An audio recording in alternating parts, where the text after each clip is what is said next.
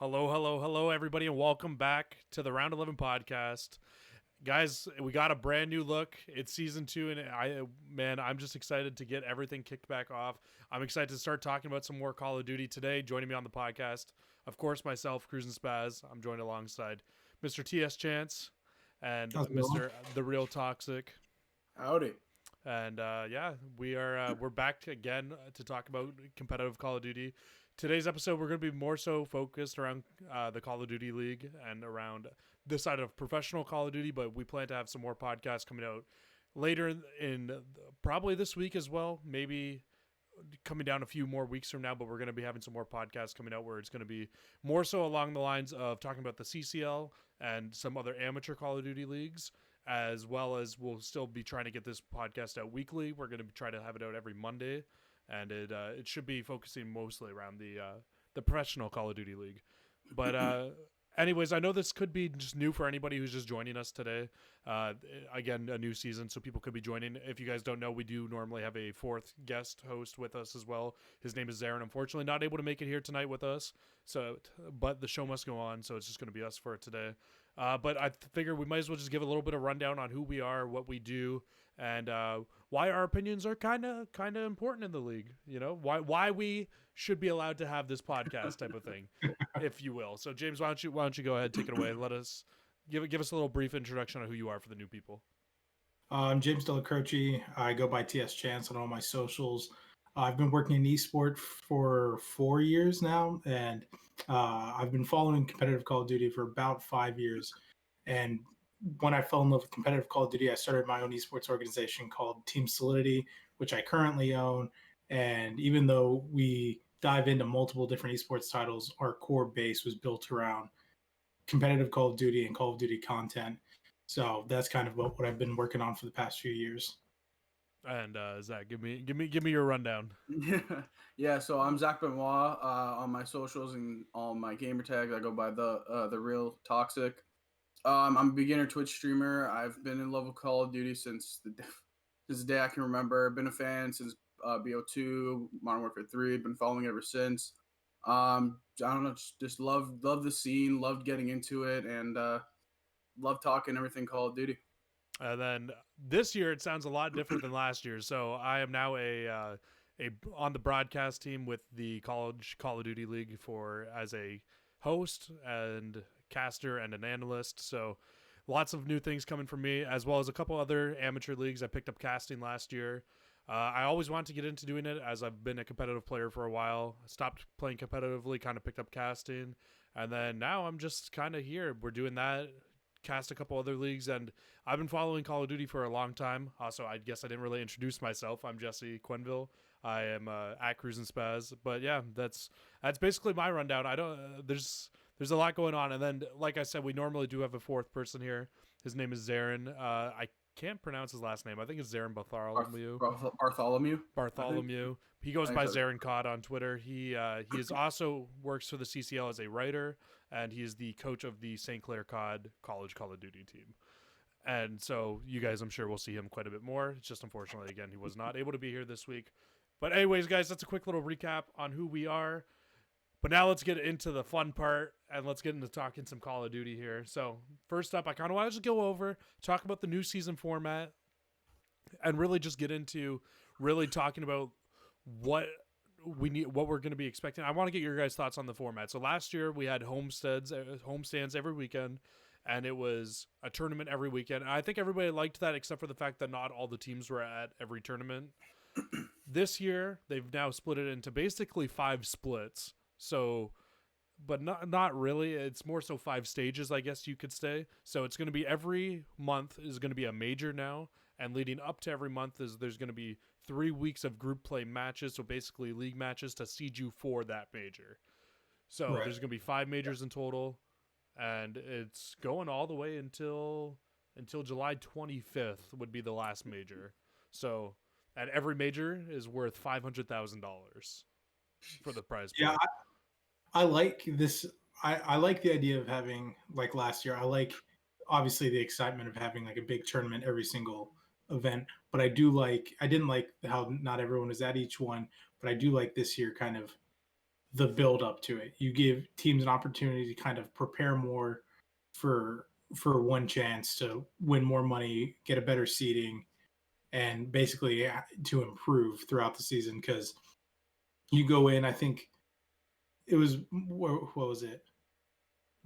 The first weekend there were like 4 teams missing or something like that, I think and there were another 4 at the next event missing. So it just kind of doesn't make sense. So I like this kind of style of starting on Thursday, a few matches Friday, Thursday, and Friday, 3 matches Saturday, Sunday, and then leading up to like a stage 1 Right. championship. I think it's a lot better setup. And just don't mean to cut you off. And before Zach, you wanted to talk, just really quickly, just to kind of finish up what I was saying. So if you also, what is even more important right now about getting first in your division is you get a first round bye in the winners bracket as well, kind of like what they did at Champs. So you get a first round bye in winners bracket. So the group B seed will face the group A, the group B second seed will face the group A third seed, and vice versa in the winners bracket. But then also, it's only, and then if you finish 5th and 6th in your division, you start automatically in losers. You do not play winners bracket. So not only did they add league matches, but the league matches are actually important this year because each league match will actually set you up for the major that you're playing that league match for that week. Right? So, Just to piggyback off what you guys said, but I love it. I think it's great. Every team is playing every weekend, and you look at it, it's just more COD for fans. Like last year, we were having not every team play at a tournament, and we're having a tournament every other weekend. So you look at February, we only had 2 tournaments. You look at it now, there's COD every single weekend, and there's more games being played. So I think also in a way it gives the players of themselves just a better opportunity to get warm, get better at the game. And it's like it was said on the broadcast throughout the week, the first week, from Thursday to Sunday, it's going to be a lot more competitive of a year. And I think just with the more repetition, I think that's going to like amp up the competition. Yeah, and I think one thing that I'm really happy about too, just to kind of add on to your guys' points, is again with the way that the placements and everything work, it definitely makes every match mean something. So it's not just so then you're always playing in a tournament, but also you're gonna have to play everybody in your division as well, which we didn't. Like last year we didn't get to see an Optic phase match until 4 months into the year. Exactly. Or sorry, a Huntsman phase match until 4 months into the year because of the way that the brackets and everything worked out. But this year, you have to play everybody in your division. So as soon as you get into a division with one of them, it's going to be the same way. And the way the divisions are actually pulled this year is kind of cool too, is because of whoever wins the division and whoever gets second in or first and second at the tournament, then decide the divisions for next year by picking people to go into the other team's groups, kind of like the group play was to pick for this first division. So it could definitely end up being really cool. It's very interesting. Yeah, I really like how they did it. And I think the other thing that I really like as well is that they not only did they decide that they were going to completely change it up, but in terms of how, like, I completely lost my train of thought, but like in terms of like how everything is like running and working together, it's just really cool. I totally lost where my train of thought was going with that, but and I do like and I get obviously if COVID wasn't a thing, in-person events are the big thing. But one thing I wasn't a huge fan of last year is it felt like, which from a business point I get, but it felt like when you mentioned Chicago not playing phase for like the first 4 months, and there's less hype necessarily around them setting up certain matches just to be hype matches. It feels like more teams are going to play a wider variety than they would have last year because it's online. Events don't matter. Like this weekend was the Atlanta event, but obviously it's just putting a place to the weekend. Yeah. So thank you for bringing up COVID because that completely reminded me on where my thought was going before. So the other thing I really like about it this year is it's not just a Friday, Saturday, Sunday thing, and we're not just getting bombarded where we have to sit at our computer for 12 hours a day and watch all the matches. It's a Thursday, Friday, Saturday, Sunday for our league matches, and I believe, don't quote me on this, but I believe tournament weekends is Wednesday to Saturday or Wednesday to Sunday for the end of each stage. That's actually lots. I think there's only going to be 2 matches a day, and it's going to be Wednesday to Sunday. Don't quote me on that. I believe that's what it is. But I like that a lot more, especially for somebody like me who's keeping track of multiple leagues and I like need to like stay on top of a lot of different things. It makes it a lot easier, so I don't have to invest all of my Friday, Saturday, Sunday into watching the Call of Duty League. So definitely, I give it a thumbs up. I think it's a better format, and I'm excited to see where this format's going to bring us. Yeah. And 100%. just give me your overall thoughts on this week's matches. What did you guys think of everything? I thought the matches were really, really well put together. Especially Production was way better. Production was way better. I can't remember who it was, but I saw someone on Twitter.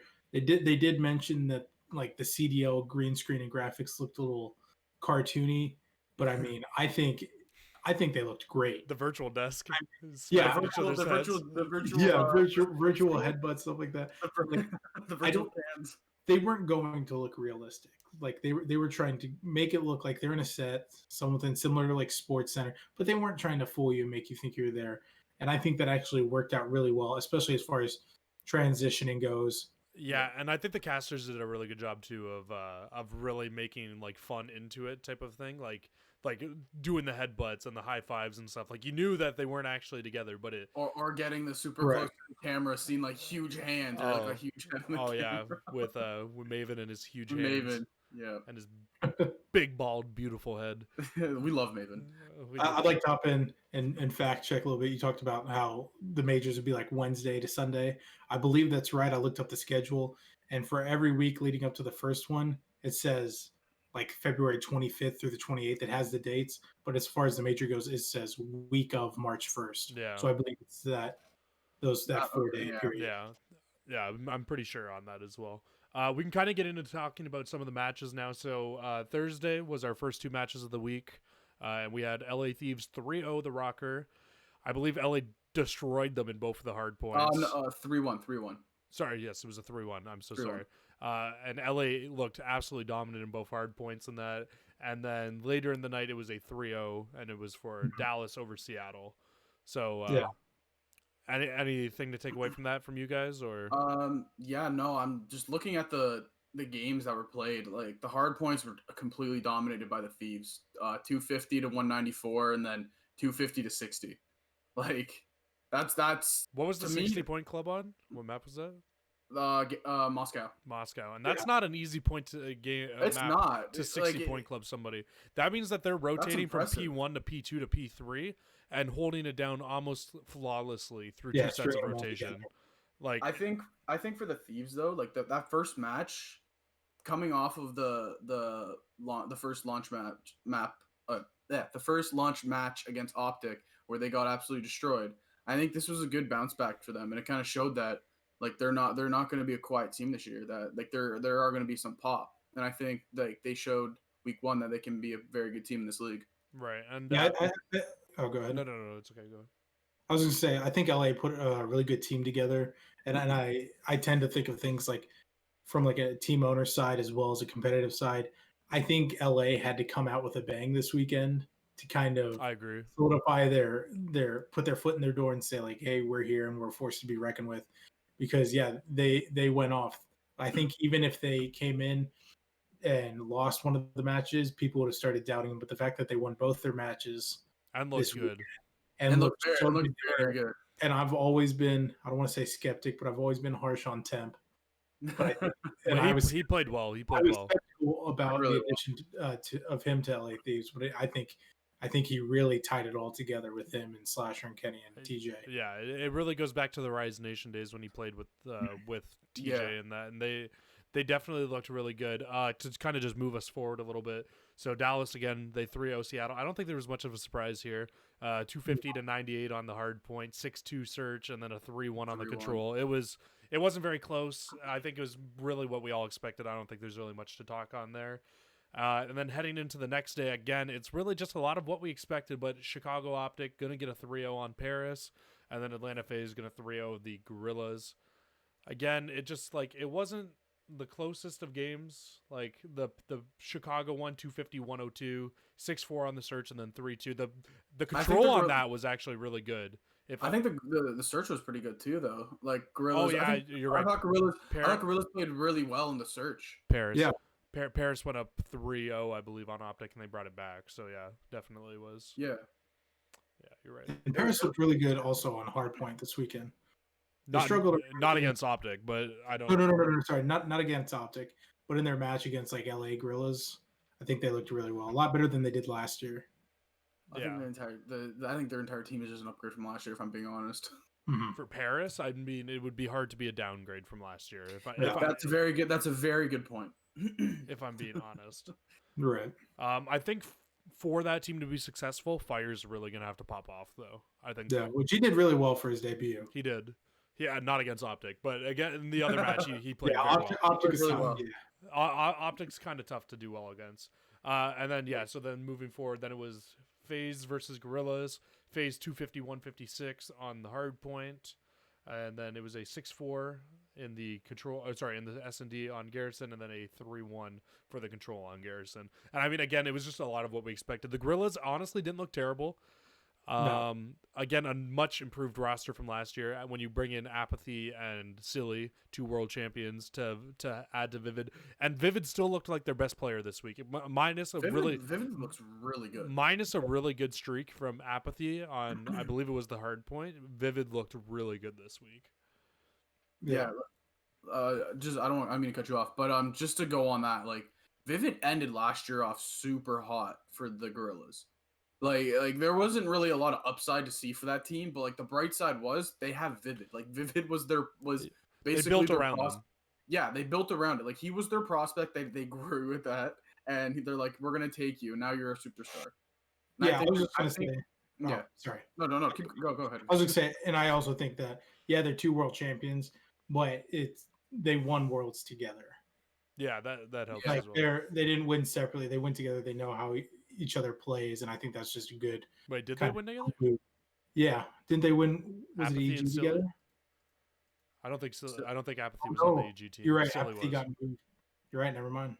But yeah, Apathy won with. But still, bringing with that Slasher veteran twice. leadership, Right. bringing that leadership as well. Like both players have won. Yeah. They've been there. They understand. I think bringing that to Vivid, will increase his game and he'll even only get better. Like there's such a high ceiling for him. Right. Yeah, I think that whole LAGA team actually does have a really high ceiling together. It's really going to come down to them winning respawns, I think, as well, is what's going to be really important for that team. If they can get to a consistent place on respawn, I think they'll be a really good search team. And then to move kind of forward, we see LAG back-to-back matches. As they close out Friday, they start up Saturday. They 3-2 Paris Legion in that match. And I mean, if I can just open that up really quick, it was they took the first hardpoint 250-199. The search they took 6-2. The control they lose 3-1. Then they lose the next hardpoint 250-198. So 2 very close hardpoints, and then they pick up the last search and destroy, which was on raid. They win 6-4, close out the series 3-2. Yeah, no, I think we already kind of went over the Gorillas, but like I think they're gonna be that sneaky team this year. Like we saw last year, the subliners kind of go on those like streaky wins, like not necessarily winning the tournaments, but having really good matches. And I think that's something that the Gorillas are going to do this year.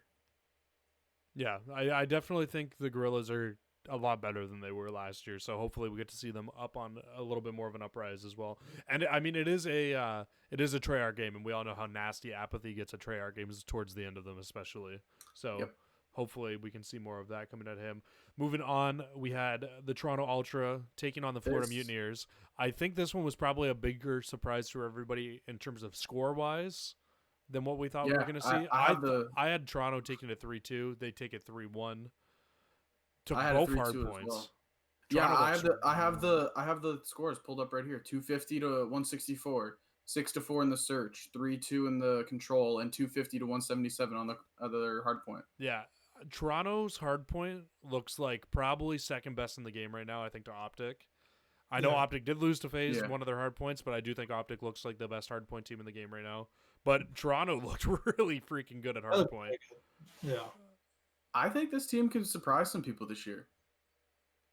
Like they looked good. Like Methods looked like he always does. Cammy looks like he's taking another step forward. Like I think this team can make some noise. Yeah, I really think and Bance is like turned into a superstar again this year, which is just crazy to think about that he's had so many years where he's just struggled, and then this year he's looking a lot better.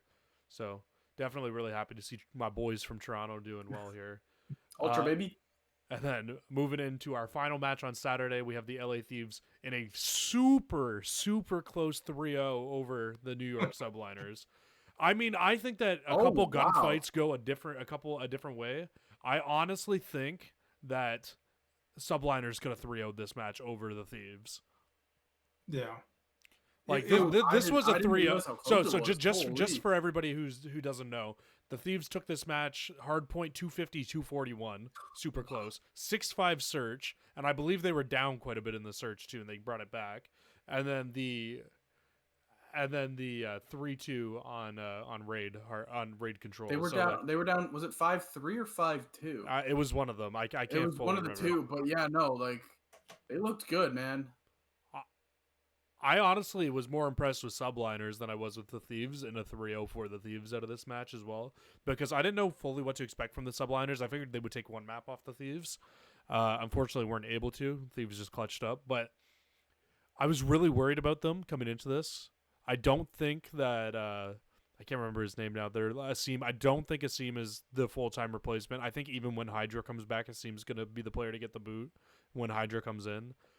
But Diamond Con looked really good this weekend too. Yeah, I want to piggyback off that. Diamond Con looked awesome. Like I think both rookies coming into this weekend, like we were talking about Fire, now talking about Diamond Con. I think they both they had strong debuts. Like Neptune also looked really good this weekend too for Neptune. Florida. Yes, I was kind of worried about New York after Zuma kind of unexpectedly had to semi-retire. Doesn't know if he's coming back or not. But I was really worried. I didn't think they'd be able to hold their own after that. One, from being behind as far as practice goes a little bit, having to recalibrate with new players. Yeah, they basically had 2 weeks since the last thing to like fully get their practice and get on. Yeah, so if I were New York, I would, even though you obviously lost, you got 3-0'd by LA, I would take it as a win because I think it really could have been a lot worse. I think they could have won that match. All 3 maps. But like I would not be upset about. Don't look at it as, we got 3-0'd. It's like you lost hardpoint by 9. You lost search by a round. You lost control by a round. Yeah, you didn't get smoked. Yeah, it was definitely good. I mean, and I don't, like I said, I don't fully remember the last match there because like I think I fell asleep honestly, so I didn't fully like get to see the end of that one. It was a long day on that Saturday. And that was the one where they had. Was that the one where Kenny switched over to mouse and keyboard and they said player? Oh yeah. The first hard there was like a 20-minute delay there, and they ended up restarting. Fortunately. Yeah, they seem to be a lot more lenient with or not lenient, but they seem to be a lot better with the restarts this year. I think so far, in like at least the rulings from how they were last year, at least. That's a dumb thing. I mean, obviously, Kenny, they're all on camera. Kenny's not keyboarding, so if it switches over to mouse and keyboard, just like restart them. Yeah, especially because it was like right near the beginning. I think it was literally at the start. It was the very start of the game. Yeah. So that makes sense. And then moving on to Sunday now. This was just earlier today because we are recording this Sunday night. It was a Seattle Surge 3-2 over the Ravens to start the day. Kind of surprised for some people, not really for me. Parasite actually also coming back into the league now for the Ravens, taking over for Zero, who is out at the moment. I mean, I think Seattle looked decent in this match. Definitely a lot better than they looked against Dallas earlier in the week. Yeah. A lot of people, myself included, I'm not shy about it, have questioned Parasite and his abilities over the past few years of like not being on a franchise team or still kind of being semi-blacklisted from the pro scene. But I definitely think he held his own. He did. He looked really good, especially in the last map, which they lost. I think he was the bright spot for the Ravens in that match. Mm-hmm. But in terms of Seattle, I think Seattle, I'm not fully sold on Seattle yet. Gunless looked really good, but the rest of Seattle looked pretty easy when you switch over to 240 hertz again. From 60 hertz. Yeah, it kind of helps, right? That and I don't think Octane looks as great in this game as he did in years past. Honestly, I think definitely nothing special so far this weekend. And I think it's still kind of early for Seattle to judge anything about Seattle. But again, like if they're kind of basing off what Seattle was last year, I to me, my An expectations improvement. aren't that high. No, it's an Like improvement still. it's an improvement. No, it's an improvement of last year, but still, like I'm not seeing them contending to be a top side team like just yet. Like I need to see more out of that team. Right. And moving on, probably our upset of the week. Easily. Minnesota Rocker 3-2 the Dallas Empire. Dallas takes the first map 252-01. Minnesota bounces back with a search and destroy and a control win 6-3, 6-2. Dallas takes another hard point 252-01. Both hard points are the same score. And then Minnesota will take the final search 6-2. I don't think anybody saw this outcome coming. I saw this being a 3-1 going for Dallas. That was my prediction on it. Minnesota, you might have changed my mind. Definitely surprising. You looked a lot. I don't know if it's coincidence or whatnot, but I think it shows that there is definitely both teams are consistent in whatever they need to build upon or where they need to start working on. Because it's like you cut out the control of the 3-2. It was almost the exact same score, both hard points and both searches. So obviously, Dallas to needs an to work on extent, search. Dallas needs to work on search, and Minnesota needs to work on their hard point. But they kind of met and hit a wall together. So I think if they can build upon that and push past it, that'll be a really good matchup later on the season. Yeah, no. This shocked me. I unfortunately didn't get to see the first couple maps because I was at work. But when I came back and you told me about the S&D, I saw it and I was like, wow, they like Rocker played well in S&D. I will say, and I think if it comes down like to Rocker taking a respawn, like they're a scary team to try to beat in a game 5 S&D. this is going to be the scary thing with Rocker. Rocker is 0-4 in hardpoint right now. That is the one. If Rocker can get good at hardpoint and start winning hardpoints, they are going to be a scary team this year. 100%. I agree. 100%. Like it's. I did not expect this. The only reason I'm mad at Rocker for doing this is because of my predictions. Pick 'em ladder. I got no points for this because just like Jesse, I had it 3-1 going in the way of Dallas. Yeah. So I was happy to see it happen for their sake, bummed for my sake. And I think the other thing that I will say just in general about this match and kind of about Dallas, Hook looks nasty at this game. I think Hook is going to be the all-star for Dallas this year. He doesn't have to run trophy smoke this year for the side of Dallas. I think he is going to be let unleashed on this map. He looks really good. His sub-duo of Shotzi looking like an MVP again this year as well. And then now for that team, you're moving I was about to say Celium. You're moving Illy to a flex role where he can kind of just let loose and do more on the map too. They look really, really good. The scary thing about this team is Krim is the weak link on this team. That is the scary thing. You have a 3-time world champion as the weak link on your team. Like, and I think Krim has a little more weight on his shoulders to show people that, to an extent, it was the right decision to keep him and drop play. Yeah, because the last thing you want is to have that much weight on you from everyone being mad at you for dropping Clayster. The day after, 2 days after, it was champ. the day. It was the day after. The day after. But they did it so that he could find a team, right? So right. It was fair reason, but then make it look like your team made the wrong choice. Yeah, no, for sure. It was especially since we were talking about how well New York looked after losing Zuma. You don't want to drop while his new team is rising. Just to go back to that subliner's point, I don't know if either of you caught it, but when they cut to after the matches, it was Clayster just talking to the guys, and you can see like how immediate of a leadership role he has on that team. And I think like you said, no, obviously he was going to be the leader, but just like the grip and how tightly those other 3 players will listen to him. It's amazing, and I like you said, if more practice on that team could be really good. Yeah, I feel like you're really stupid if you don't listen to Clayster at this point. And in the long run, he's paving the way for these younger players. Exactly. Build upon and have longer years in the scene. Absolutely, and I mean now, closing out the weekend was the Game Fuel marquee matchup, and I believe everything in this series led up to being a marquee matchup except for the Search and Destroys in it because FaZe was dominant in the Search and Destroys. But closing out, defense, they got around.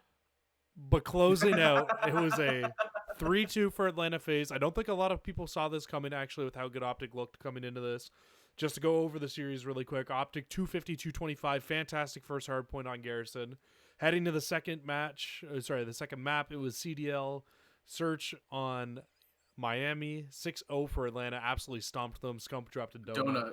Donut by Scump too. It could have I don't know if it would have turned the tides any, but it could have been 6-2 or 12-2 over all the rest of the because of formal. That's true. It was a 2-0. Formal could have won a round. It really might have swung things. Who knows? But it really doesn't look like it, especially with how the second search looked. Heading into the control, Optic played a really good defense 3 times on checkmate, so take that as you will. Nobody won an offense, and they just did enough on their defenses to secure themselves another defense and took it 3-2. Now we get to the fourth hard point. I kind of want to break down this hard point a little bit just for everybody because this was by far the best hard point we've seen all week. It was 250, 245 for the side of FaZe. Optic looked fantastic through the first 2 sets of rotations. It was still a pretty tight game, but they were able to nudge out a lead through both. Rotated P2 early, got a bit of time there, but then through to the P3 and the P4 rotations, that's towards Library and towards Lower Street to finish off the game. It really came down to the side of Atlanta FaZe and Abizi just making some insane plays in the back. It was a 3v2 for Optic in the back of Library. They lose it. Abizi and I believe it was Abizi and Semp hold strong in the back, hold spawns. Yep. And then push over to P4 after that with Chicago having the slightest bit of a lead going into P4, and Abizi pops a 3-piece on rotation, kills all 3 Optic guys coming out of the bank, and just closes down the game basically because they were able to spawn them out so far. It was like masterclass of a P4 for the side of Atlanta FaZe on the back of Abizi's amazing play. Yeah, Abizi went off. Like he did really well earlier in the weekend, but like today he made a point that he's not one to be messed with. He just was unstoppable against Optic. Oh my God, we can all agree. Abizi won that hard point for FaZe. Oh, absolutely. Like. And it's crazy. Everyone always talks about Simp and how Simp is the best player, or one of the best players in the league right now. But and then you see Abizi. The guy is a first blood machine in Search and Destroy. He will always get that initial gunfight, but then he gets away with his life. And then he's always there to make that sneaky good play in a respawn. And I think this just proved he woke some people up. I think he had a triple on A-bomb on Moscow in the last S&D. Yeah, he was unreal this weekend, and it just really goes to show you how good that sub duo really is with him and Simp. It's like, to be a dominant team right now, you need to have a sub duo that's really, really good. That's why you have Optic, you've got Envoy and Scump, really good sub duo. I don't think that they're at the same scarily enough for Optic with how good they've looked. I don't think that Scump and Envoy are at the same level as your Ilya, as your Shotzi and your Hook and your Simp and Abizi. Those 2 sub duos are going to be unreal this entire year. The scary thing is they're both Abizi's a sub player, but he popped the 3-piece up close with a Krig, AR, and I can't get enough about it. I loved FaZe last year, and they're still high on my list this year. Yeah, FaZe came out with the fire, definitely, for sure. I'm just kind of going to transfer us over just a little bit here, so just to kind of show everybody on who's tuning in right now. So these are the final CDL point standings. So FaZe and Thieves going to be finishing at the top with 6-1 and 6-2 map counts, and then just kind of falling down from there. Again, only 1 or 2 matches for everybody this week, so not really too much to take from it, but still good nonetheless to see. A lot of teams came out this weekend and really impressed me, considering from where I thought they were going to be. And guys, it's going to be a good year. I'm very excited because we got some new toys to show you guys today. We've been working on these for a while, and we finally got them all set up. So we are going to get into our first power rankings of the season here. We were planning on doing an episode last week, but didn't really get our graphics and stuff in time. So we're going to do a post week 1 power rankings, kind of preseason power rankings type of thing. We did let it influence our decisions. And then the list, if you guys watched us last year, what we did was we went off of a Dexerto list of how their power rankings were. I don't know how we're going to do it this year because we're trying to get these episodes done every Sunday night now. So they probably won't have power rankings out yet. So we're kind of just going to go off of our own thing here in a way. We do have a list of some preseason power rankings, and we'll just do basically the same of what we did last year, where we're just kind of talking about where we have these teams set and why we think that they're there off of where the other team set or where the other list says that they are, and we'll just talk about that team and which spot we have them in. And then of course we have the beautiful Zarin Cod's face back here with us. He's not joining us right now, but we do have his list ready to go. So Zarin Cod, basically free roam to roast the shit out of Zarin's list right now. With him not being we haven't heard it yet. That's the best part. We have not heard it yet. So kicking things off on this dot esports list, it's going to be number 12 coming in as the Seattle Surge. And I think I want to start off with Mr. Zarin Cod on this one and see where Mr. Zarin has his boys, the Seattle Surge, and he's going to pop them in at the number 5 spot for Seattle Surge, and I think he would say something along the lines of apathy, and that's why they're in number 5. Zarin. Fair enough. Yeah. Zarin, take it away. Take it away. Thank you, Zarin, for that information. Thank you. Thank All you. right, and Zach, where do you got the Seattle Surge at? I have Seattle sitting at number 9. To me, the bottom 4 kind of can flip flop, and I think that happened a lot last year. I didn't really have a specific reason for putting them at 9. I think the ceiling for what they can do is maybe better than some of the other teams, but again, like the bottom 4 for me are going to be teams that are going to be flip flopping unless one of them makes some spectacular run. Right, and James. Yeah, I actually have so my thing last year is that I always I did my power rankings based off the actual results from that past weekend, but I also try to use their improvements from the weekend before, which obviously we don't have that yet. So are you going off improvements from last year? Not from last year, but going off from the kickoff classic. I'm saying like last year. Everything's an improvement from last year. I think big picture, but I actually have the Surge at 6. Because yes, they got 3-0 by Dallas. I'm not oblivious to that fact, but I think as far as their match that went up against the Royal Ravens, I think they looked very strong on that end, and I think they look like a team that once they kind of mesh a little better together, they could be a lot stronger against some of the top teams. So I have them at 6, but I can still roast Zarin for having it at 5. They haven't broken my top 5. That's all that matters. I'm coming in with Seattle Surge, also at the number 9 spot with Zach. I do think that this team is a bottom 4 team right now. I don't think that they're great. I don't think that they are, I can't even see bottom 4 because I can honestly see any of these teams in the bottom 6 really bouncing around, especially through these early weeks. I think Seattle's a good team. I think that they are a lot better than they are last year. I think this team's going to heavily respond on how Pristini's play is going to factor in this year. With any of Pristini's teams, it really comes down to how he's performing for how his teams are going to look. Yeah, I can see that.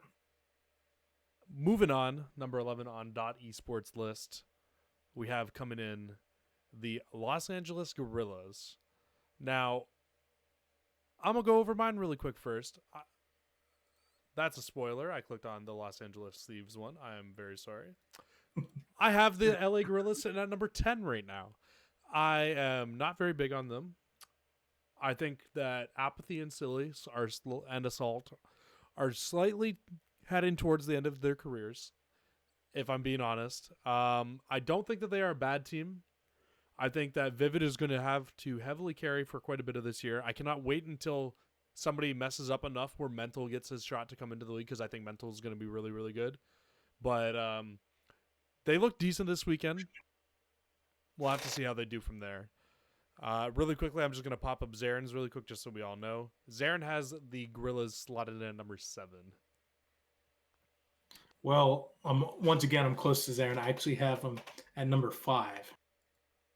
No, I have it number 5 is because, yeah, they got 3-0'd by FaZe. But when you see the fight they gave Optic in that last match of the weekend, they're... Paris? Oh, sorry. Atlanta. Sorry, yeah, Atlanta. You can tell FaZe is obviously one of the top tier teams. But that aside, they 3-2'd Paris, which Paris looked really good on hardpoint. And I think they just kind of showed that they're a force to be reckoned with as far as like the lower 6 maybe because, like you said, they can bounce around a lot. But I think it was definitely an improvement over last year, and honestly, quite surprising. And I think that they're going to improve a lot more over the next few weeks. So I have them at number 5. Right. And Zach, where do you got them sitting at? I have the Gorillas slotted at number 7. I Wow, I've got don't the Gorillas really low compared to everybody. Holy crap. I have them at 7, and I can see your point about the three old bodies, but at the same time, I can see them getting a little bit revised, if you in a way, by Vivid, and I think it kind of showed against. It was Paris they played, correct? That was their second match. Yeah. Yes, I think it showed against Paris that like when they're clicking, things can work. And I think the fight that they to bounce off to what James said about how they played against FaZe, I think the fight they gave FaZe was really good. And I don't think they're a top 6 team yet, but I think they can make some noise around number 7. They can definitely make some noise. Again, I'm just kind of going off of early season stuff and off of what I truly do feel about these teams right now. I think there's a lot of teams that are still looking a lot better than the Gorillas. They're gonna have to do quite a bit to impress me, if I'm being honest. If they want to move up out of my bottom 4. Remember the last time you said that about somebody, the Floor Mutineers, and the next weekend they went and won the tournament? And I mean, they impressed me, right? That was awesome. I won't forget that. Moving on, number 10 on this .esports list going into the season, they have the London Royal Ravens. Now, I'm not sure. Yeah, so they do have it listed right now as substitute as 0, so they do know about the Parasite sub-in, and they have them listed at number 10. James, I'm interested to know where you got London at first. I have the London Royal Ravens at their 8th spot. At the 8th spot, I think that they looked really good earlier when they went up again, or later on when they went up against Seattle. Even though they went down 3-2, like I said, Seattle looked like a really strong team. But it's kind of hard to gauge, and considering the fight that they gave Seattle, and I think Royal Ravens only played once this weekend. It's kind of the only game I have to go up against. But yeah, because of that, I have a number 8. All right, and Zach? I have the Royal Ravens slot at number 10. Like I said about Seattle, my bottom 4 teams can flip flop right now, but because Surge outplayed the Royal Ravens in that one series they had, I slotted the Surge higher. But I am interested to see how this Royal Raven team does, especially when Zero can play. Because I think last year, I think they'll be a lot better with 0 as well. Oh no, 100%. I think like last year they had a not an amazing team, but they had a team that could kind of steal some wins away from some good teams. And I think with 0 back, that's when they would pounce up to maybe a top 6 team. All right, and Mr. Zarin, where do you got the London Royal Ravens? Drum roll. And Zarin has the Royal Ravens slotted in at number 12, matching me almost, who has the London Royal Ravens slotted in at number 11. I think that the London Royal Ravens are not very good, personally. I don't think that they're going to get much better either without having 0. I think that they dropped the best player on their team. I know everybody thinks it's Shawnee. It's Scraps. Scraps had an off year last year. He's still the best player that was on that team last year in terms of just pure skill. I don't know. I'm not super impressed by them. They lost 3-2 to Seattle, and I don't have Seattle very high on my list, so it's not really going to make London go up very high on my list, if that makes sense. Right. Moving on this list, we're going to move up to number 9, and they have the Paris Legion listed there. I'm going to kick this one off. I got Paris Legion listed at number 12 currently on my list. I, again, am not very impressed by these teams. Kind of funny that I have the same bottom 12 just kind of mixed up as this list does. But, I mean, Paris, again, it's going to have to be on the back of Fire. He's going to have to play really, really good for this team to compete. I did almost put this team at number 11 and put Royal Ravens in number 12 because I really just dislike the Ravens that much. I really think any of these bottom 3 teams could really move around, though. Yeah. Yeah. And yeah, go ahead, Zach. I as well have the Legion at number 12. They did not impress me. Even I think the last time they impressed me was the kickoff weekend of last year's COD. They did. To be fair to everybody, they went 0-2 with a 2-6 map count. To be fair, so I think they're the only team 0-2 right now, so it's justified to be in 12. Yes. I don't know what it is, man. I didn't like their squad last year. I'm meh on their squad this year. Like I don't see them coming out of 12. Like I said, my bottom four can change, but I think Paris might be stuck in 12 the entire time. I mean, I agree, yes, but I do think Paris has the opportunity to come out of 12th. Again, I think Scraps is a really good player. I think if Fire can get hot, I think that they have a high ceiling, but I think their floor is really, really low, if that makes sense. Yeah. Zarin had them listed at number 11 as well, and then it just leaves you, Mr. James. I actually had them at number 10, and I think they kind of fell there by default. I guess they could go either way between 10 to 12, but the other ones are a little lower, like I said, like New York, mainly because they did only play one match. So it didn't really see much diversity in the teams they could play and what they could do against them. But I do think, like taking, was it London to 5 maps? Or sorry, LA to 5 maps. Like, I think they deserve mine to be 10. Yeah, they definitely have the opportunity to become a better team this year than what they were last year, for sure. Yeah. Kicking it back to this list, we have coming in at number 8, we got the New York Subliners, and I'm going to give this one to Zach first. Hit me with it, Zach, where you got the Subliners. I have the Subliners at number 8 as well. It's hard to go off one match, but I definitely do think with Clayster and with how we saw Diamond Con play this weekend, they are definitely a better team than the Surge, the Royal Ravens, and the Legion. I think that this team has a very high ceiling. I think more practice comes and they will shoot up my power ranking. But for right now and from what I've seen, they're slotted at my number 8. I could not agree with you more. I also have the New York Subliners slotted in at number 8. I think they are better than all the bottom 4 teams that I have underneath them, and I honestly think that this team could still shoot up higher into my power rankings, barring a couple of wins, honestly. I think Diamond Con looks really good. I thought he looked really good in the Challenger scene every time I've seen him. I was telling you guys before he came up that I thought he was going to be really good, and he has impressed so far. I think this team is just only going to get better with more practice. Yeah, I have the Subliners at 11. So because of that one match loss, they were really close. I think they were only 9 points away from the hard point, and I think they lost the control and the Surge only by 1 round. I think until they kind of like Diamond Con and they start to get their bearings together, I think they're going to lose most of their matches, but they're going to keep it close. So, but because I only have the LA match to go off of, I had it number 11. Understandable. And just so everybody knows, Zarin also had the Subliner slotted in at number 9. So he's definitely right around there with us. Moving on this .esports list, have coming in at number 7, the Toronto Ultra. I guess I kind of understand where they're coming from in a way. But I've got Toronto Ultra slotted in at number 6, so just one slot higher. I think Toronto is the top 6 team right now. I think they are the second best hardpoint team right now, personally. I think that they are going to be really, really tough to beat in hardpoint. I think if they can clean up searches, they're going to be a really, really good team this year.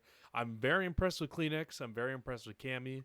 Bance has been holding his own. And Methods, you know exactly what you're going to get from Methods. So, I don't know, man. I think Toronto Ultra is the top 6 team for me.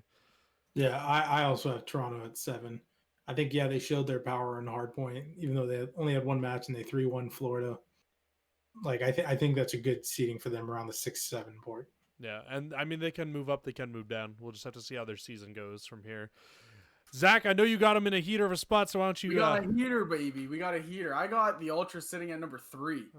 And let's keep the bias aside from his shirt. Keep the bias aside. I wore the shirt because it's one I bought. And before you go into it, Zarin's got Toronto also sitting at number 8, which I'm surprised because he's probably the biggest Toronto Ultra standout of all of us, and he's got him sitting at 100%. It looks bad because I'm wearing their shirt, but I swear I did put them there because I'm a fan. So I based my positioning of my power ranking off of what I saw this weekend and how I saw teams performing. I liked how Ultra played all weekend. I think, like you said, they're the second best team in hardpoint. They need to clean up their searches. But I think if they can steal both hardpoints and steal that control map, they can win every series they have. Like that, I have them I have them so high just because of how they performed this weekend. I think it was a very strong showing of a team that nobody wants to see. Like, they're a team nobody really wants to see win. Like, everyone wants to see FaZe. Everyone wants to see Dallas. I will say this is the only thing I'm gonna like kind of shit on you on with Toronto. I do think Toronto's good, and I do think Toronto has a very high ceiling. I just don't think that you can justify putting Toronto anywhere near the top 4 with the teams that we have in the top 4 currently. That's just where my personal opinion is on with it. Again, my power rank is based off what I've seen. And I think it's just a little bit early after one match to put them as a top 3 team, personally. Yeah, I think they could be more dangerous because, like you said, they were obviously roughly second best in the hard point, and they do need to clean up their search, but they still won their search. No. It was kind of at times scattered and hectic, but they still pulled out the W with that. Yeah. So I think if they can actually clean that up and then work on their control a little bit, they'll be. I think Toronto could be a top 3 team, but it's just going to take a lot for them to get to that top 3 team. Oh yeah, 100%. For me personally. So moving on, number 6 on the list, they have the Minnesota Rocker coming in. And right now, I've actually got Minnesota sitting at number 5. I was very skeptical on this roster coming into the season. I'm sure everybody knew about that. I did not think too highly of them. They really did impress me with the win over the Thieves. No, they lost to the Thieves. Sorry, they lost to the Thieves. Dallas. They impressed me with the win over Dallas, who I think is a fantastic team, and I still do have them listed higher as Rocker.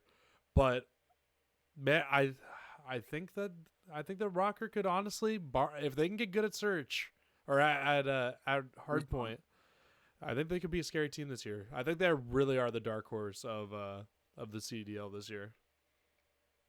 Yeah, I can see that. I have Minnesota at 9. They did beat Dallas, and kudos to them. But based off what I saw during the matches, Dallas made a lot of mistakes. That's why I don't have them higher than Dallas. Yeah, they didn't necessarily beat Dallas because they outplayed them. Dallas tend to outplay themselves at certain points, so that's why I have them at 9.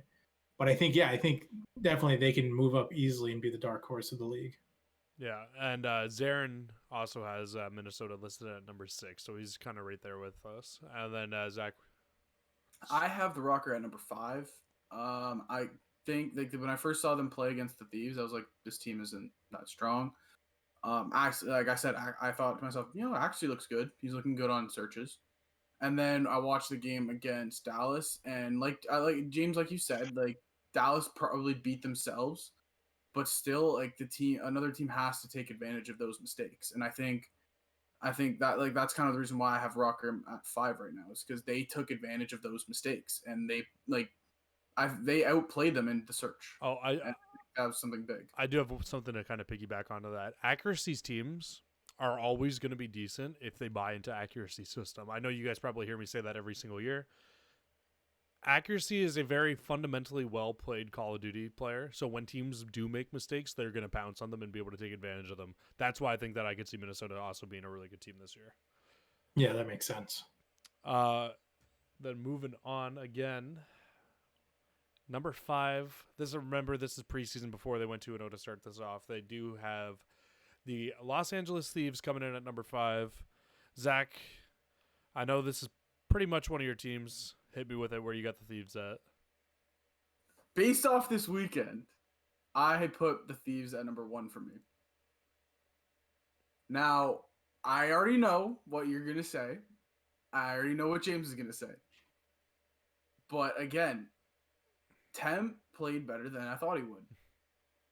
Slasher, Kenny, TJ played a lot better than I thought they would. They came out and they're playing with something to prove. And I think that's a scary thing for that team.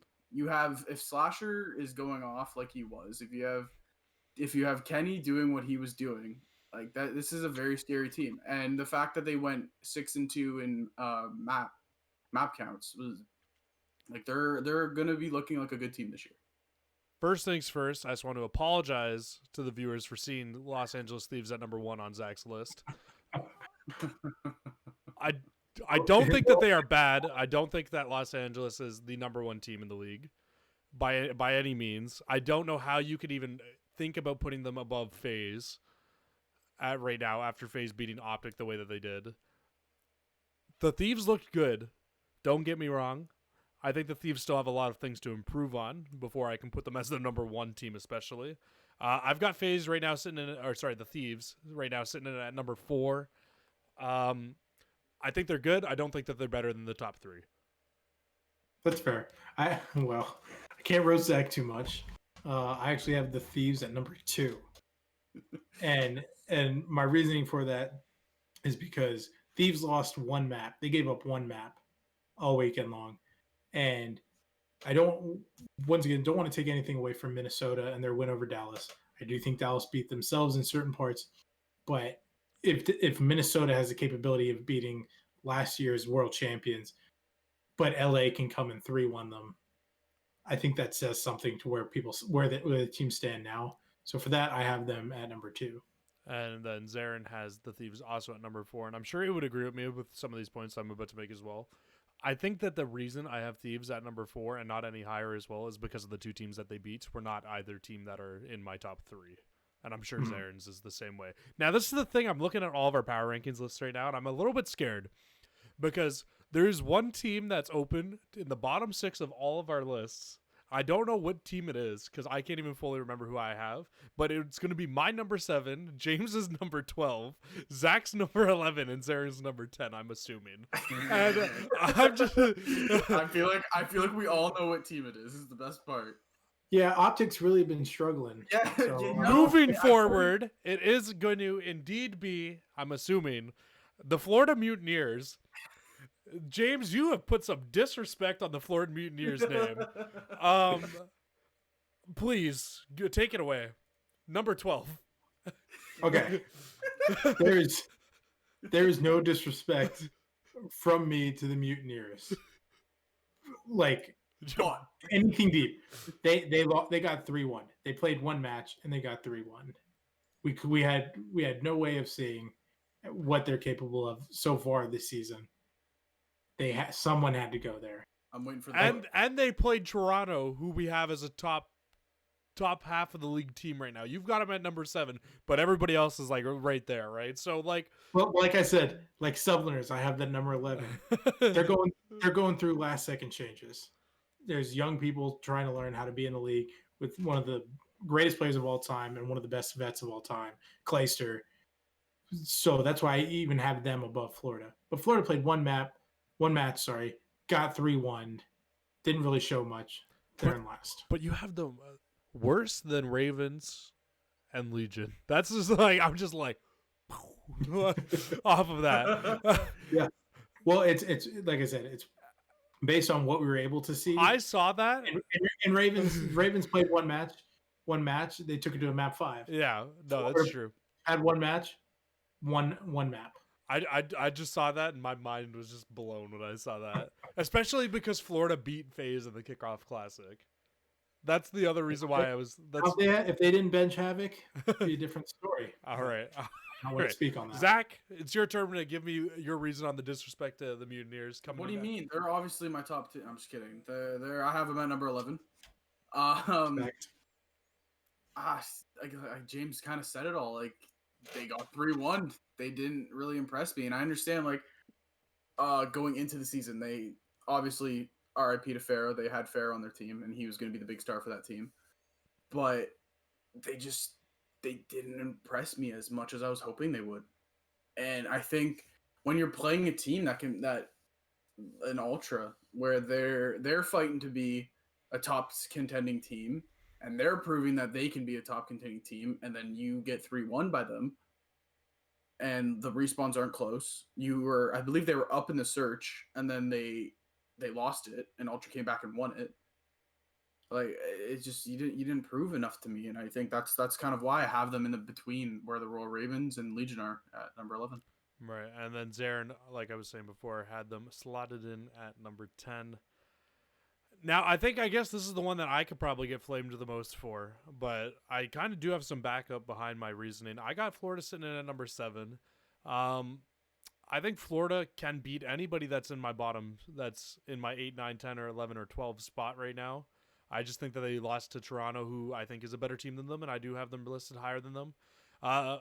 The only team I think that could beat Florida in my bottom 5 is the Subliners, and that's just simply I think that the Subliners are gonna get better than Florida. I just don't think that they're there right now. I don't know. I can't put Florida in my bottom 3 with having the Legion, Gorillas, and Ravens there. Just personally for myself. I mean, it's understandable. We all have different views on how the Gorillas are. That's what it is. You see the Gorillas as 3 old vets and 1 up and coming star. We see it as 3 guys who are still competing and actually playing decently. Yeah, and a really good young player. I think that's how we're seeing. And it's not that long since they won champs. No. Exactly. And I mean, It wasn't back in the complexity days. I don't mean to put any disrespect on Gorillas either by putting them so low. I think my biggest thing with the Gorillas is last year they all looked just really, really bad. Every single one of those players. Silly didn't have a great year. Apathy didn't have a great year last year, and that's is gone. No, I'm talking about the players that are on the roster right now. And Assault also didn't have a good year last year. So I mean, it was 3 players who were struggling, got together, and joined Vivid. Do I think that team could be better? Yes. Do I think that they're there right now? No, I don't. So that's just kind of where I'm at with them. Moving up in number 3 on .esports going into the season is the Chicago Optic, and I mean, I'm sure everybody's got them right around there. But I'm going to let Zarin take this one away. So Zarin has got Chicago at his number 2. Not where I thought he would have them. Not at all. I thought they were going to be in a top 4 for Zarin. Confirmed now, Zarin is a Chicago fan. I'm quite impressed with the fact that he was able to put them up in number 2 because that is where I have Chicago is at number 2 right now. Chicago was my number 1 coming into this weekend, I think. Maybe not over Dallas, but because Dallas looked very shaky, Dallas has fallen, and they kind of done a swap with the other guy who's above them. But I mean, because FaZe beat Optic, man, it's hard to put Optic at number 1 right now. Yeah, I have Optic at number 3, and eventually when we get to Dallas, it'll be the same thing. They looked really good in their first match, and they to an extent held their own against FaZe, but they made a lot of mistakes. They made a lot of mistakes in that second match. So for that reason, I have them at 3rd, but I can easily see them moving up. And for that, I'm out. And for that reason, I'm out. I have the Chicago Optic at number 4, and like you guys have already stated, they looked good in their first map. The second map, the mistakes were made. And if they're facing a good team like FaZe, they're gonna jump on those mistakes and they're gonna do everything you can on those mistakes. And I think the big thing with Optic is, and Jesse, you were kind of going over this throughout the map, is like they didn't, like on the hard point, they didn't rotate enough, or they didn't rotate early enough, or they didn't win the critical gunfights, and then it's just their search and destroy to me needs to be fixed. Yeah, it just seems like Optic every single year, Optic, Chicago, whatever you want to call them, every year. In hardpoint, they're always a great hardpoint team, but they're very break-heavy hardpoint team. And if they don't get that break, that's where it really screws them over. They don't rotate early to set up, which they were actually doing a lot better this weekend, I think, barring the last 3 hills on that. Especially that Garrison hardpoint. And I mean, they were rotating too. That's the thing. They were rotating, but they kind of just got bested by Abizi. They got bested. They did play it smart though, and I believe it was the first Garrison hardpoint. It was a close match. I think it was like maybe 242 to 250 or something like that. But FaZe rotated early to try to pick up the last 10 seconds they needed. And I think it was Envoy sat on the hill to get the last of scrap time, and they ended up winning off it. And FaZe had already rotated. Yeah. So they can work on that. It was Dashy. Dashy got a 2-piece. Yeah. And I will say, because when we talk about Dallas, it'll be my same explanation. I have Chicago at 3 because they made mistakes. They beat themselves. And I think if they don't make those mistakes, I think they beat FaZe. Now, granted, I think so too. They made those mistakes and lost to FaZe in 5 maps. Dallas beat themselves, made those mistakes, and they lost 3-1. So there's a little bit of a difference. So Optic is still above them in that sense. So now my question for the two of you is, Optic plays Thieves tomorrow. Who do you guys have taking that match? Optic plays Thieves tomorrow. Much as it pains me, I think I say Thieves takes it. After a 3-0 on opening weekend. Mhm. Yeah, I honestly can I think you're go. both crazy for that one. I mean, I Optic struggled so much on search, and I don't even think it was a I phase think, thing. but I think Optic would beat Thieves on search if I'm being completely honest. I don't know. I think it's just because FaZe is so good at search, and that's why Optic lost. If I'm being honest, I think it's just because FaZe. I don't Well, think FaZe is good at search, but like I I don't want to bring it up because I know everyone makes bonehead mistakes. But Formal not knowing bombs down 1v1 challing, like he doesn't do that, they win that round and then yeah. potentially more. So it's like stuff like that, which I get it's a one off. I'm not saying Formal's washed or anything. He made a mistake, that's it. But still, but still, Yeah, I mean I think there is no question that their search needs work, but I also think that they beat probably 90% of this league in search right now. Mhm. Maybe not Dallas, I don't think. Maybe not Atlanta, but I honestly think that if they play Thieves in search, I think they're beating them most of the time. If I be depending on maps, I think they are. Definitely. I know But I'm a they did Chicago fan, but I don't know. I'm just trying to bring like a point, trying to make up some right. stuff going. No, 100%. We got to rebuttal a little bit here. And then Zach, my other question for you is: Chicago's playing Toronto tomorrow. You really have Toronto beating Chicago. I think the hard point's going either way with the team. Yeah, but yeah, I can see Toronto taking it. I can, honest to God, right here see that's one of the Toronto first matches next week, so we'll just have to find out. It'll be interesting. If they get 3-0, that's when my power ranking will change. I'm calling a 3-1 for Chicago So next week. is that your hot take, Zach? Because last year, Zaren's first hot take from week 1 of the CDL was Paris was going undefeated in search. Is yours that Toronto will beat Chicago? Mine will be Toronto will beat Chicago in a Game 5 SMD. That will be mine. It's a bold pick. Okay. Toronto didn't look great in S&D this weekend either. Exactly. So that's a bold pick. But Toronto looked really good in S&D last year, so maybe they'll just get better with it. Anyways, we got to move on now. Coming in at the number 2 spot on these preseason power rankings list, it was indeed the Atlanta FaZe. I think that everybody but Zach, for some reason, has Atlanta FaZe at number 1 right now. Is that fair to say? I'm going to just pop them all up here. Yeah, and Zach, go ahead. Why is Atlanta FaZe in your number 2? You fanboy. Sorry, who said that? Yeah, who was that? I don't know. Who's here? Yoda? No? Okay. Again, it's not that I didn't think FaZe played really well this weekend. They did play really well this weekend.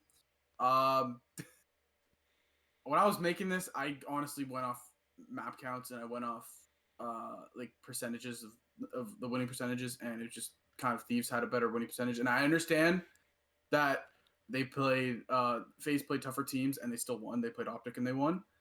But like going to the point, and the Gorillas, who you have in a top half of your thing as well.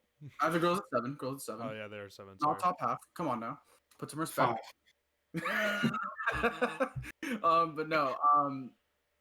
My big thing is that if Minnesota Rocker can take a series from Dallas, then I'm happy saying that I can put the Thieves over FaZe right now. How does that make? Okay. I don't know how them two teams played each other. I can no, your decision of having FaZe. And then the Thieves 3-1ing Thieves 3-1ing Minnesota. That's what I meant to say. I lost my train of thought, and that just reminded me. The Thieves 3-1ing Minnesota, and like taking them down, and then Minnesota grinding it out and kind of honestly outplaying Dallas in some of those matches and winning that series. I just think your opinion is gonna heavily change in the next couple of weeks. I don't think in all honesty, my list is completely different by the end of next week. But this is just kind of how I saw the weekend go. Yeah, I think Thieves are a top 4 team right now, but I can see them falling out of the top 4 as well. I think those teams right behind them are really good. I think Minnesota could have played a lot better in that series too. So I don't know. We'll just have to see how that works out. And then moving into everybody's final of the night here. Going in preseason power rankings, they were listed number 1. I probably had them at number 1 as well, just because of how nasty they were last year. I probably would still have them at number 1 right now if they didn't lose to Minnesota, and that's the Dallas Empire. I think Dallas is good. I think they had an off match against the Rocker, if I'm being completely honest. It's the only reason they fall into number 3. Otherwise, I probably had them number 1, Chicago number 2, Atlanta number 3 going into this weekend. No, I mean, yeah, I'm not far off. I have him at number 4. Same reason. I don't think the Dallas that lost 3-1 to Minnesota is the Dallas that we have. I think they'll be right back up there. Obviously, mistakes were made. They'll be fixed, and they'll be right back up there. So. And then Zaren's got Dallas at number 3, and then we have Zach. Hey, what's up? I'm back. You ready for this one, James? Go ahead, Zach. I don't know this one. Honestly, I threw him at number 6. It's not because I think they're a bottom half team, and not at all. I think they had a really bad weekend, second half of the weekend. Hey, Jesse, calm down. But in all honesty, they're most likely going to be back at number 1. My number 1 next week. It's just I based it off of you lost to Minnesota. You got outplayed by Minnesota.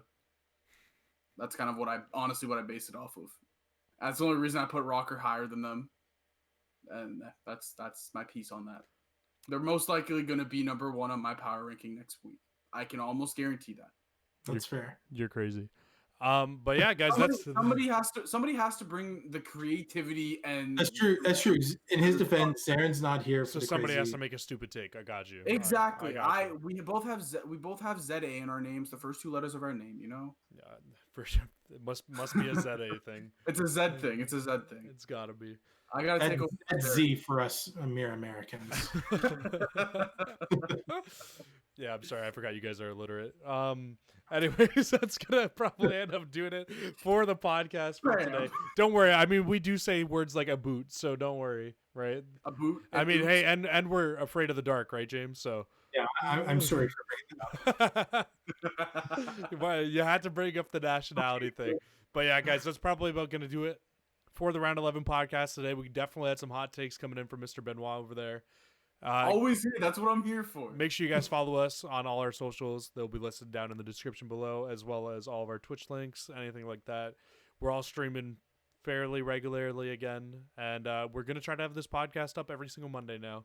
But you guys have anything you guys want to say before we sign off?